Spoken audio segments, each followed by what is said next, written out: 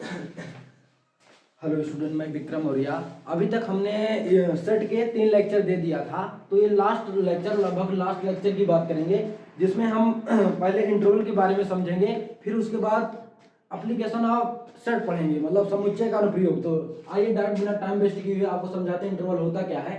तो interval total कितने प्रकार के होते हैं? 4 प्रकार के होते हैं। इंटरवल का सिंबल क्या है? 2 प्रकार के होते हैं, एक क्लोज्ड होता है और एक क्या होता है? Open interval. मतलब क्लोज इंटरवल का मीन्स क्या होता है? इक्वल। जहां पर क्लोज इंटरवल लगा रहेगा उसका मतलब क्या है भैया? इक्वल है। कहने का मीन्स क्या है? जैसे लिखा है 3 7 और इस पर क्लोज इंटरवल लगा है, तो इसका मतलब क्या है? यहां पर x की वैल्यू 3 भी ले सकते हैं। जैसे कोई मतलब सेट है, x की वैल्यू 3 भी ले सकते हैं और x की वैल्यू 7 भी ले सकते हैं। इसका मतलब ये है। लेकिन अगर यहीं पर ओपन इंटरवल लगा है, ओपन इंटरवल का मतलब क्या है? वैल्यू जो है लेंगे, लेकिन इन दोनों के बीच, मतलब 3 और 7 के बीच, मतलब यहाँ पर x की वैल्यू 3 नहीं लेंगे और x की वैल्यू 7 नहीं लेंगे, इसके बीच की वैल्यू लेंगे। मतलब x की वैल्यू 3.5 हो सकती है, x की वैल्यू 5.5 हो सकती है, क्योंकि ये सब इसी के बीच आएंगे। x की वैल्यू 6.7 आ जाएगी, लेकिन x इज इक्वल 7 की बात करें तो ये नहीं आएगा। मतलब आपको समझ में आ गया होगा कि ओपन का मतलब है कि वो वैल्यू नहीं लेंगे, जहां तक होगा वो वैल्यू हमें नहीं लेना है। और क्लोज्ड में क्या, वो वैल्यू भी उसके लिए सेटिस्फाई है, मतलब वो फंक्शन को सेटिस्फाई करेगी। तो ये क्लोज्ड इंटरवल का सिंबल ये है। इसके लिए ये x की वैल्यू a के बराबर या a से बड़ी परंतु b के बराबर या b से छोटी होगी, तो इसके लिए क्लोज इंटरवल का सिंबल है। और क्लोज इंटरवल के लिए सिंबल है, अगर इसका लाइन ग्राफ खींचेंगे तो यहाँ पर ब्लैक मतलब डार्क में करते हैं। डार्क मतलब कि a और b वैल्यू भी ले सकते हैं। अब ओपन इंटरवल क्या है? ओपन इंटरवल का मतलब यहाँ पर हमें गोला करना है थोड़ा सा। इसका मतलब है कि ये वैल्यू नहीं ले सकते। मतलब यहाँ पर ए बी की बात करें, ए बी की, तो ए बी को नहीं मना है, मतलब नहीं ले सकते। जैसा आपकी फॉर एग्जांपल हमने अभी बताया था, तो इसका लाइन ग्राफ इस तरह हो जाएगा। अब इसके बाद यहाँ पर सेमी ओपन इंटरवल, तो सेमी ओपन, पहले ओपन है तो पहले ओपन ब्रैकेट लगा देंगे, फिर सेमी ओपन क्लोज्ड इंटरवल। थोड़ा सा यहाँ गलती हो गई है, तो semi open closed interval, closed interval, closed interval. तो यहाँ पर ए ये है, तो ये ओपन इंटरवल, ये क्लोज इंटरवल है। तो इसका मतलब क्या है? ए, जैसे यहाँ पर x की वैल्यू a के बराबर a और x की वैल्यू a से बड़ी है, मतलब a नहीं लेंगे, a से बड़ी लेंगे और b के बराबर या b से छोटी लेंगे। अब सेमी क्लोज्ड इंटरवल, या ये भी बोल सकते थे सेमी ओपन इंटरवल, मतलब आधा क्लोज होना चाहिए आधा ओपन, तो सेमी क्लोज इंटरवल वो भी सही था पहले वाला भी। तो x की वैल्यू a के बराबर, मतलब यहाँ पहले क्लोज्ड वन लगा है तो पहले मतलब क्लोज्ड आएगा, यहाँ पहले ओपन लगा है तो पहले यहाँ क्या आएगा? ओपन इंटरवल आएगा, तो ये हो जाएगा। इसका मतलब समझा देते हैं, a कामा b, इधर ओपन है इधर क्लोज्ड, मतलब x की जो वैल्यू है a के बराबर तो ले सकते हो, a से बड़ी ले सकते हैं, लेकिन b के बराबर नहीं लेंगे, मतलब b से छोटी लेंगे। ये इंटरवल है। अब हम इसके एप्लीकेशन को पढ़ेंगे।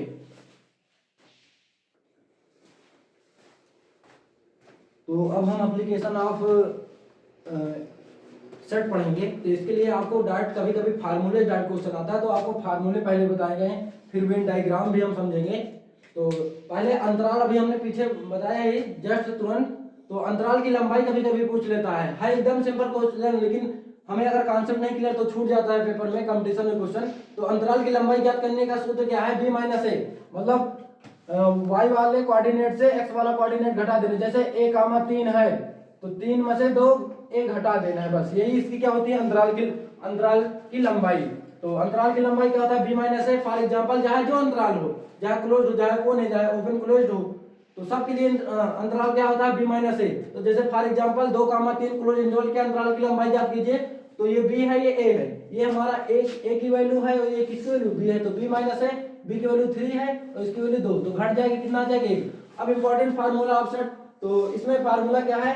यूनियन। अभी हमने सिंबल के बारे में हम पीछे से बताते आ रहे हैं। तो na यूनियन b का फार्मूला क्या होता है? na plus nb minus na intersection b। na intersection b बराबर क्या होता है? na plus nb minus na union b। na minus b इसी को कहते हैं, na माइनस b को हम कह सकते हैं केवल एक केवल ए, मतलब केवल ए, जैसे केवल चाय पीने वाले, केवल कॉफी पीने वाले, वेन डायग्राम से जब हम समझाएंगे तो एक आध क्वेश्चन आपको वहां पर हम लेक्चर समझ से समझाएंगे। तो एन बी माइनस ए, मतलब एन बी माइनस ए मतलब ए को मना कर रहा है, ए को नहीं लेना है, मतलब n B minus n A intersection B, मतलब केवल बी इसे कह सकते हैं, केवल बी, ठीक है भैया। अब इसके बाद हमारा 3 का है फार्मूला, 3 बेस में n A union B union C बराबर क्या होता है फार्मूला, मतलब 3 होंगे, 3 सेट होंगे, तो उनके साथ n A union B union C का फार्मूला क्या होता है, n A plus n B plus n C minus n A intersection B minus n B intersection C minus n C intersection A plus n A intersection B intersection C. मतलब इनसे direct question पूछता है, खाली आपको formula याद होना चाहिए, direct question. तो हम एक दो क्वेश्चन आपके सामने करके दिखाते हैं, तो आशा है आपने इसका स्क्रीनशॉट ले लिया होगा, तो आप अच्छे से पढ़ते रहिए विद्वत। तो अब आपके सामने एक क्वेश्चन लेते हैं, जैसे फॉर एग्जांपल, जैसे क्वेश्चन ये है, x और y दो समुच्चय हैं, कह रहा है क्वेश्चन में x तथा y दो समुच्चय हैं, x तथा y दो समुच्चय हैं कि nx is equal 17, ny is equal 23 और तथा nx union y is equal 38। तो आपसे पूछ रहा है, ये एनसीईआरटी क्वेश्चन भी है, तो कहने मतलब कोई क्वेश्चन है आपको कॉन्सेप्ट क्लियर है तो सब हो जाएगा, बस कॉन्सेप्ट आपको क्लियर होना चाहिए। तो ज्ञात कीजिए, ये पूछ रहा है आपसे। तो ये n union y, x union y दिया है, nx दिया है, ny दिया है, आपसे n intersection x intersection y आपसे पूछ रहा है। तो फार्मूला इंटरसेक्शन का लगा दें, बस फार्मूला फटाक से लगा देंगे भैया। तो फार्मूला हमारा होता है nx intersection y is equal nx plus ny minus intersection है तो यहाँ यूनियन आ जाएगा nx यूनियन y। तो nx की वैल्यू क्या है, nx की वैल्यू 17 है, ny की वैल्यू कितना है 23 है, और nx यूनियन y की वैल्यू क्या है 38 है। इन दोनों को ऐड कर लेंगे, तो 7 3 10 हो जाएगा, 3 3 1 कितना हो जाएगा 2 1 3 3 1 4 हो जाएगा, माइनस का 38, तो इससे घट के कितना आ जाएगा 2। तो हमारा आ जाएगा nx intersection y is equal to. अब ये एक क्वेश्चन और आपके सामने लेते हैं, फिर वेन डायग्राम का कॉन्सेप्ट आपको बताते हैं। तो आशा है आपने इसका स्क्रीनशॉट ले लिया होगा। तो अब अगले क्वेश्चन पे बात करते हैं, जैसे एग्जांपल है अगला क्वेश्चन हमारा, यदि x तथा y में दो समुच्चय हैं, यदि x तथा y में दो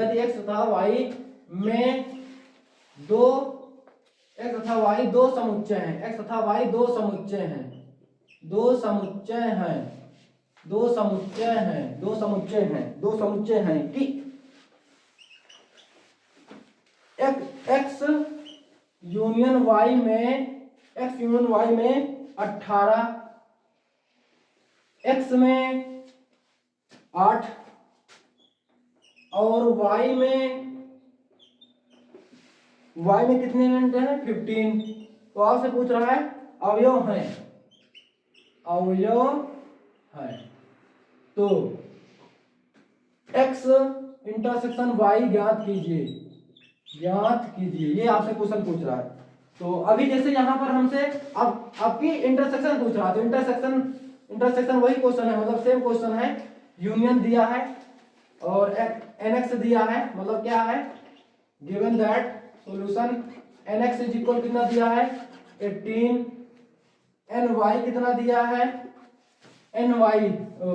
nx सॉरी भाई गलती हो गई, तो nx यूनियन y दिया है 18, nx इज इक्वल दिया है 8 और ny दिया है 15। आपसे क्या पूछ रहा है nx इंटरसेक्शन y, तो फार्मूला आपको अभी बताया गया था nx plus ny minus nx union y। Value लगा दे फटाफट, nx की वैल्यू कितना है 8, एन वाई की वैल्यू कितना है 15 minus n x union y की वैल्यू कितना है 18, इसको जोड़ लेंगे 15 5 20 3 23 हो जाएगा, 18 घटा देंगे तो 2 ये हो गया और 3 ये 5, तो एन एक्स इंटरसेक्शन क्या हो जाएगा, n x intersection y equal कितना आ जाएगा 5 है।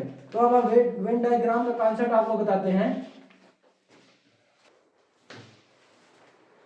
तो हम वेन डायग्राम का कॉन्सेप्ट समझेंगे। वेन डायग्राम इतना इंपॉर्टेंट कॉन्सेप्ट भैया कंपटीशन के क्वेश्चन भी आसान बना देता है। तो मतलब अभी हम दो एलिमेंट का मतलब दो सेट के बारे में वेन डायग्राम सीखेंगे। जैसे ए यूनियन बी, मतलब एक ए सेट है एक बी सेट है, दोनों का यूनियन पूछ रहा है तो इसका वेन डायग्राम कैसा बनता है, दो यूनियन मतलब क्या होता है दोनों को मिला देना। तो इसका ए बी दोनों को पूरा साइड कर देंगे, इनको पूरा क्या कर देना भैया साइड कर देना है, इनको पूरा आप अपनी कॉपी में एकदम डार्क कर लेंगे, पूरा कहीं खाली ना रहे। तो ये हमारा क्या है ए यूनियन बी है। अब ए इंटरसेक्शन बी का वेन डायग्राम, इंटरसेक्शन का मतलब क्या होता है दोनों में कॉमन, तो दोनों में कॉमन क्या है, इसको इधर से ज्वाइन किया इसको इधर, तो दोनों के बीच में कॉमन ये भाग आ गया, तो इसका वेन डायग्राम ये हो गया।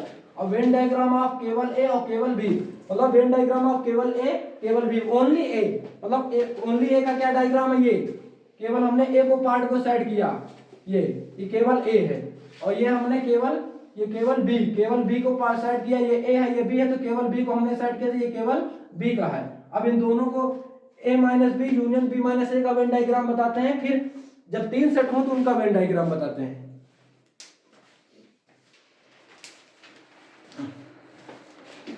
तो अभी तक हमने दो मतलब जब दो समुच्चय हो ए बी हो तो उनका हमने वेन डायग्राम पढ़ लिया था। अब जैसे तीन हो ए बी सी तीन सेट हो तो उनका वेन डायग्राम कैसे सीखेंगे, इसके लिए हम आपको थोड़ा सा सब्जेक्ट से रिलेशन से आपको एग्जांपल समझाते हैं। मतलब यहाँ पर ए बी सी कहीं थोड़ा कंफ्यूज होंगे, तो हमने ए को हिंदी मान लिया है, बी को इंग्लिश मान लिया है और सी को मैथ मान लिया है। मतलब ए को हिंदी पढ़ने वाले कह दिया है और बी को इंग्लिश पढ़ने वाले कह दिया है और सी को मैथ पढ़ने वाले कह दिया है। तो ऐसे आपको थोड़ा सा रिलेट करके पढ़ेंगे तो थोड़ा हमें कॉन्सेप्ट ज्यादा क्लियर रहेगा ज्यादा दिन तक, तो ये इसलिए हमने इसको ये किया है। तो सबसे पहले ए बी सी तीनों को मिला देंगे, तो इसमें क्या क्या क्वेश्चन, जितने क्वेश्चन पूछते हैं एनडीए लेवल तक के भैया, एयरफोर्स लेवल तक के जितने इससे सेट से क्वेश्चन पूछ सकते हैं, जब तीन सेट दिया हो तो सबको कोशिश की गई है आपके सामने लेने की। तो इसलिए कह रहा है तीनों विषय पढ़ने वाले, तो तीनों विषय मतलब देखो ये ए बी सी तीनों में कौन पार्ट आ रहा है ई, तो तीनों विषय पढ़ने वाले क्या है ई। अगर सभी विषय पढ़ने वाले तो सभी विषय पढ़ने वाले, या इसे कहता है कम से कम एक विषय पढ़ने वाले स्टूडेंट या विद्यार्थियों की संख्या कम से कम कहे, मतलब एक विषय तो कम से कम जरूर पढ़ना चाहिए, ज्यादा पढ़े चलेगा भैया। तो मतलब तीन सबको जोड़ लेना है, मतलब A B C D E F G, तो ये हो गया। अब हिंदी तथा इंग्लिश पढ़ने वाले, देखो ये हिंदी है ये इंग्लिश है, दोनों का कॉमन पार्ट क्या है, ये इतना पार्ट जो है भैया दोनों में कॉमन है, ये इतना पार्ट कॉमन है। हिंदी तथा इंग्लिश पढ़ने वाले कितने हैं, ये दोनों, तो बी प्लस ई, यही आपको कॉन्सेप्ट बताए हैं। अब दूसरा क्या है, अगला क्या है, इंग्लिश तथा मैथ पढ़ने वाले, इंग्लिश ये है मैथ ये है, तो दोनों में कॉमन क्या है, ये दोनों में कॉमन क्या भैया ये, तो ई प्लस एफ या एफ प्लस ई दोनों को मतलब एक है, चाहे एक में दो जोड़ दे या दो में एक जोड़ दे, कॉन्सेप्ट वही होता है भैया। अब क्या है, हिंदी तथा मैथ पढ़ने वाले, हिंदी तथा मैथ पढ़ने वाले, ये हिंदी है ये मैथ है, तो दोनों में कॉमन क्या है ये इतना, मतलब डी प्लस ई। अब कह रहा है फिर उसके बाद कभी कभी ये पूछ लेता है हिंदी पढ़ने वाले, तो हिंदी पढ़ने वाले केवल हिंदी वाला पार्ट ये पूरा है, ये पूरा पार्ट क्या है हिंदी पढ़ने वाले, तो सबको जोड़ लेंगे A B D E, A B D E, A B D E. English पढ़ने वाले पूछ रहा तो थोड़ा इनको जोड़ लेंगे, इसके अंदर जितना आएगा इंग्लिश के अंदर जितना आएगा सबको जोड़ लेंगे, B C E F, B C E F. अब जैसे ये मैथ पढ़ने वाले यहीं पर पूछ लेता, मैथ्स पढ़ने वाले स्टूडेंट, मैथ पढ़ने वाले स्टूडेंट कितने हैं, D plus E plus F plus G, D plus E plus F plus G. अब केवल पढ़ने वाले की बात करेंगे,